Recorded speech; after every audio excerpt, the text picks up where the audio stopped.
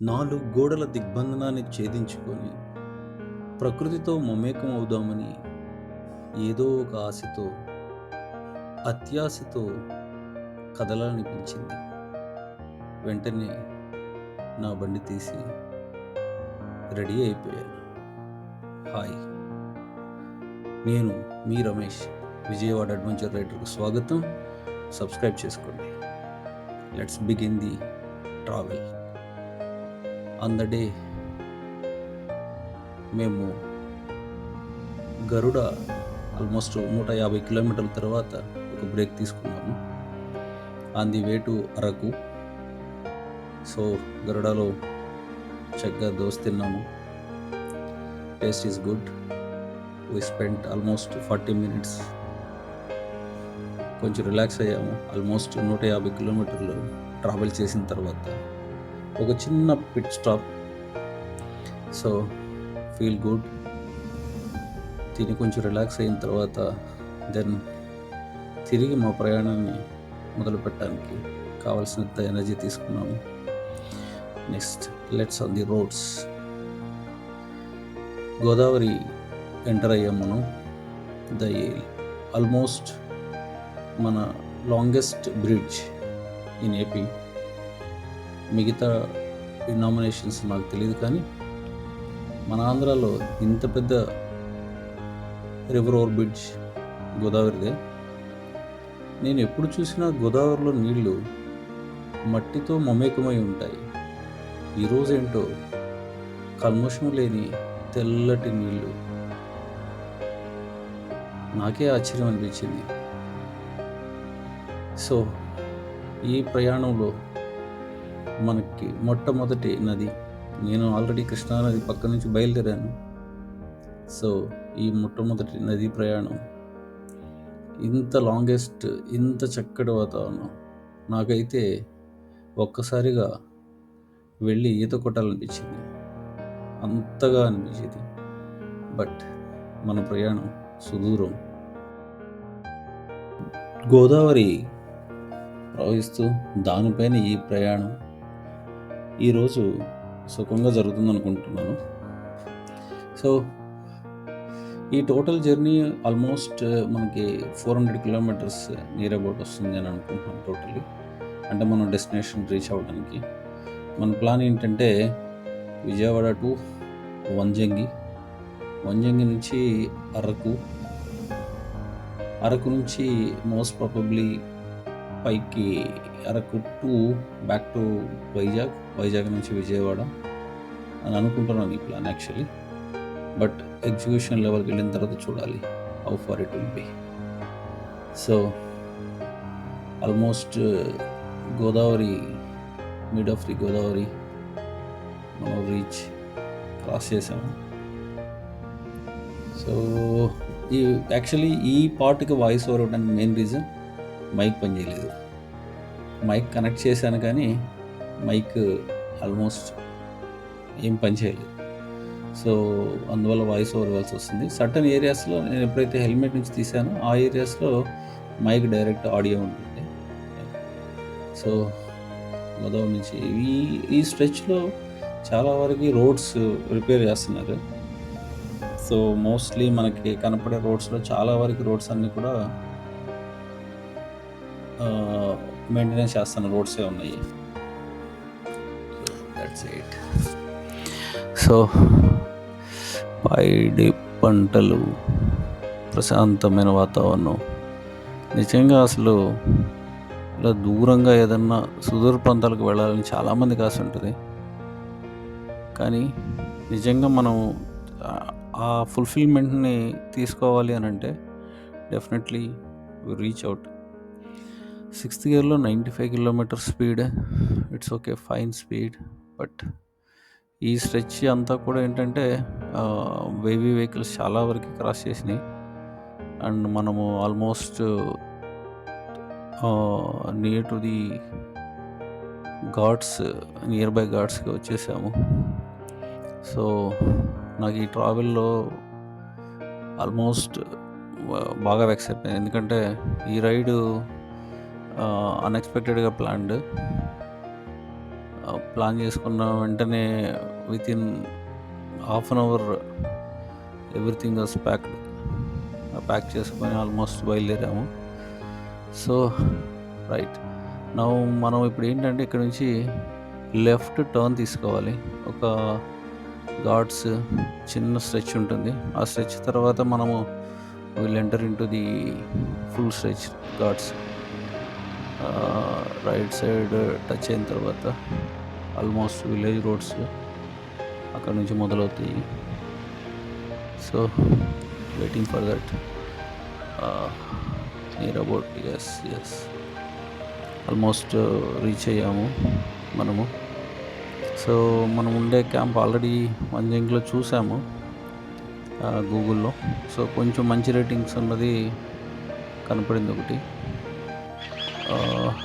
ఈ స్ట్రెచ్లో నుంచి కొంచెం ముందుకెళ్ళిన తర్వాత మనకైతే లోకల్లో బాగా కొంచెం ఫేమ్ అయిన ఒక రిసార్ట్ దొరికింది.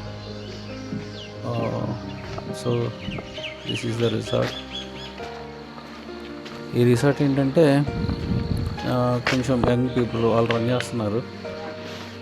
పర్వాలేదు. అంటే దీంట్లో ఆల్మోస్ట్ 3 వెరైటీస్ ఆఫ్ టెంట్స్ కనిపిస్తాయి మనకి. ప్రీ టెంట్ ఒకటి ఉంది. పూట బాగా యూజ్ చేస్తాయి. తలనొప్పికి కానీ బాడీ పెయిన్స్ కానీ రెండుకు కూడా పనిచేస్తాయి. Herbal pain relief S roll అన్నది.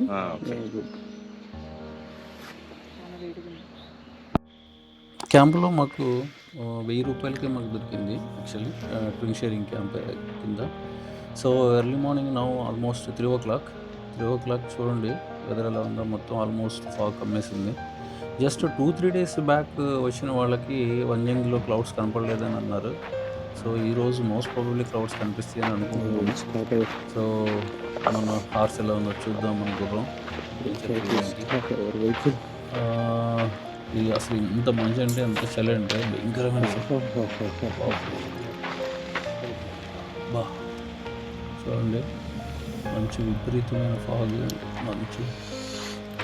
సో ఆల్మోస్ట్ ఎవ్రీథింగ్ అంత మొత్తం తడిచిపోయింది. వర్షం పడుతుంది. సో ఇక్కడ నుంచి ఆల్మోస్ట్ 3 kilometers వరకు మనము వెళ్ళి అక్కడ నుంచి బైక్స్ ఇవన్నీ పైకి వెళ్ళడానికి టచ్ చేసుకుంటూ వెళ్ళాలి. Bikes not allowed actually. Maybe దాంట్లో ఏంటనే తెలియదు. గవర్నమెంట్ కొన్ని అంత ఆ ఫెసిలిటీస్ అయితే లేవు. ప్రస్తుతానికి బైక్స్ వెళ్ళగలిగేంత ఫెసిలిటీ ఉంది కానీ మరి ఎందుకు కన్ఫ్యూజ్ చేయలేదు. Maybe because of safety reasons ఏమన్నా. After beautiful trekking almost 1.5 hour trek తర్వాత మేము ఈ ప్లేస్కి రీచ్ అయ్యాము. సో 3 o'clock లేసి 3 kilometers ట్రెక్ చేసి పైకి వచ్చిన ఈ శ్రమ ఇదంతా కూడా నిజంగా వెంటనే వెళ్ళిపోయింది. ఇంకా అసలు సన్ రైజ్ అవ్వలేదు కానీ ఆ బ్యూటిఫుల్ స్కై దాని ఆ ప్రిపరేషన్ ఉంది చూడు. That was fantastic. వంజంగి అనుకున్నాము this is the best view actually. ఈ వ్యూలో అయితే బాగుంటుందేమో అన్న ఆలోచనతో ఇక్కడే కూర్చున్నాము. It's fine, perfectly fine. చూడాలి వీడియో యాక్చువల్లీ క్లౌడ్స్ కోసం. అంటే సన్ రైజ్ అయితే నోటీస్ ఎగ్జాక్ట్లీ ఎలా ఉంటుంది ఏంటనేది. నిజంగా ఇది ఒక బ్యూటిఫుల్. క్లారిటీ రావట్లేదు అంటే వస్తుంది. అది నైట్ మోడ్లోకి తీసుకెళ్ళి నైట్ అక్కడ ఉంది దాంట్లో ఉంటుంది. No voice, just watching. ఇంకా చాలా చీకటిగా ఉంది. ఇక్కడ పైకి వెళ్తున్నాం. ఇంకా ఇంకొక పాయింట్ ఉంది, అక్కడ నుంచి కూడా చూడవచ్చు మనం. But we were settled here actually. మేము ఇక్కడ సెటిల్ అయిపోయాం ఎందుకంటే ఇంకా పైకి ఎక్కువ ఓపిక లేదు వస్తుంది. సో నేనన్నది ఏంటంటే ఒక చోటుకి వెళ్ళి కూర్చొని టైం పాస్ కొట్టేసాం అనుకో, అది రన్ అవుతూ ఉంటుంది. అనుకున్న మ్యాజిక్ మూమెంట్స్ వచ్చేసి మేము అనుకున్నాం. సన్ రైజ్ అయిన తర్వాత ఈ బ్యూటిఫుల్ చీకట్లో ఇంతవరకు చూస్తున్న పాలపొంత వెలుతురులో అలా కనిపిస్తుంది అని నేను మా బాబు మరిసిపోయాను చాలాసేపు. ఆ రోజు మా అదృష్టం ఏంటంటే విండ్ చాలా తక్కువ ఉంది. సో జనరల్గా ఏంటంటే క్లౌడ్స్ గాలి ఎక్కువగా ఉందనుకో క్లౌడ్స్ ఆల్మోస్ట్ మూమెంట్ ఎక్కువ ఉంటుంది. సో దానివల్ల మనకి క్లౌడ్ పాయింట్ వ్యూస్ సరిగ్గా కనిపించు. అంటే ఇక్కడ లాక్ అయిన క్లౌడ్స్ చల్లా చెదరవడానికి అవకాశం. బట్ డెన్సిటీ క్లౌడ్స్ ఉండటం వల్ల ఆ రోజు చాలా వరకు చాలాసేపు అలానే ఉండింది. మేము చాలా టైం స్పెండ్ చేసాము. ఎంత టైం చూసినా చూడాలనిపిస్తూనే ఉంది, వెళ్ళాలని లేదు. అంతటి నిజమైన సీనరీ. యాక్చువల్లీ మీకు ఇదంతా టైం ల్యాప్స్లో కనిపిస్తుంది, కానీ we spend a lot of time actually. So almost చాలా దూరం, చాలా దూరాల నుంచి వచ్చినటువంటి ఉదయం నుంచి నిరీక్షిస్తున్న ప్రతి ఒక్కరికి ఈ ప్రకృతి ఈ నేచర్తో మమేకమయ్యాక డెఫినెట్గా వాళ్ళు పడ్డ కష్టం అంతా మర్చిపోయి ఉంటారు. What a beauty.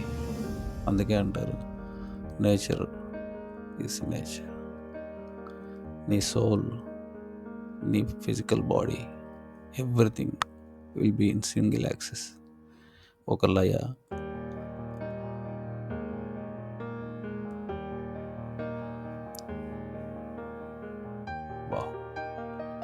Wow, this is what. ఇన్ని రోజులు కష్టపడి చాలాసేపు ప్రకృతిలో మమేకమయ్యాక ఇంకా ఈ వెలుతురు పెరుగుతూనే ఉంది. ఆత్మారాముడు అరుస్తూ ఉన్నాడు, ఎందుకంటే రాత్రి కూడా సరిగా తినలేదు. ఎప్పుడెప్పుడు ఈ ప్రకృతిని చూద్దామా అన్న ఆశతోనే ఉన్నాము. సో అలాంటి వాళ్ళ కోసం పైన కొంతమంది ఇక్కడ ఉన్నటువంటి ట్రైబల్స్ వీళ్ళు కొంత ఫుడ్ ప్రొడక్ట్స్ అనేది ఇక్కడ పైన పెట్టారు. హైజీనిటీ ఆ పరంగా ఓకే అలా అనిపించింది. Then we will see. Bike వేసుకొని మొత్తం ప్యాక్ చేసుకోవాలా?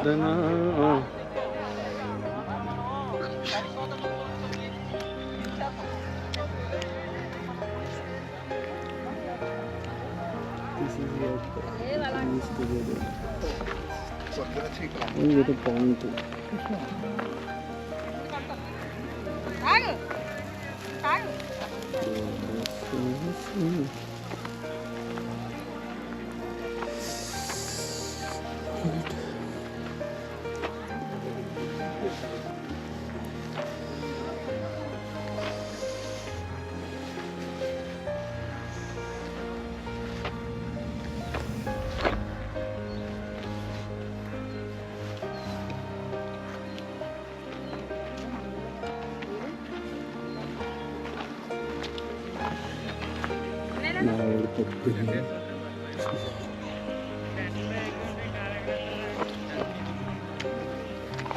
Hey, how are you?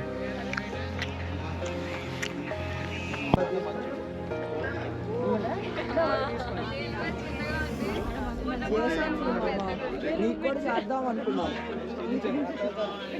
కానీ సిగ్నల్ సరిగ్గా లేదు.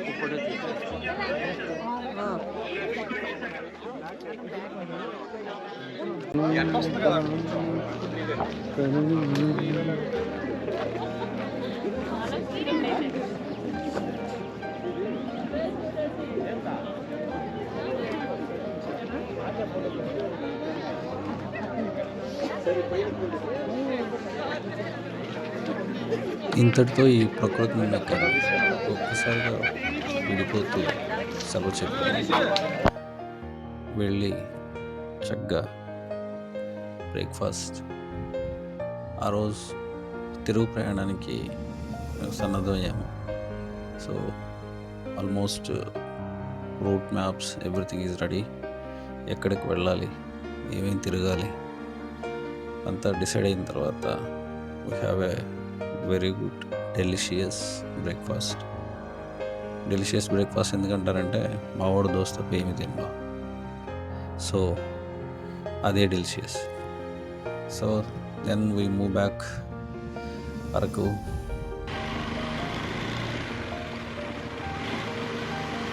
నా GoPro ఆన్ చేసావా?